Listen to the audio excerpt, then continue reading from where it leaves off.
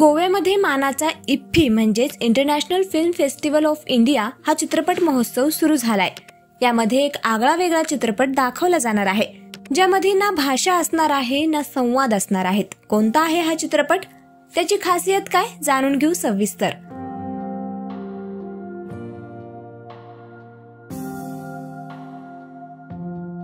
Gandhi talks असं या चित्रपटाचं नाव आहे। हा एक मूकपट असून लघुपट देखील आहे।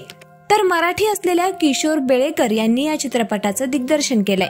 तर दाक्षिणात्य सुपरस्टार विजय सेतुपती यांच्यासह आदिती राव हैदरी, सिद्धार्थ जाधव, अरविंद स्वामी यांच्या यामध्ये मुख्य भूमिका असणार आहेत।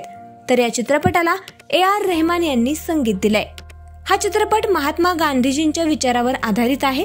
तर चित्रपटाचा नायक विजय सेतुपती यामध्ये कोणता ट्विस्ट आणणार हे मात्र अद्याप गुलदस्त्यात आहे, कारण तो गांधीजींच्या 3 माकडांमध्ये एक चौथं माकड आणखी दाखवत आहे, जे ड्रम वाजवताना दिसत आहे। त्यामुळे चित्रपटाचा क्लायमॅक्स नेमका कसा असणार आहे याची उत्सुकता कायम आहे।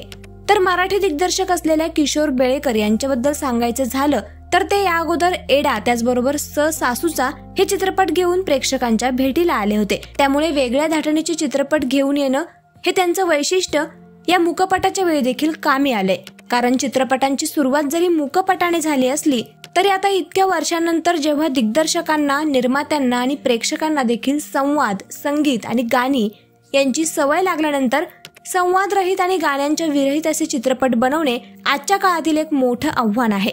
आणि मराठी दिग्दर्शक म्हणून बेळेकर यांनी हे आव्हान पेलल्याने आणखीनच अभिमानाची गोष्ट असल्याचे देखील बोललं जात आहे।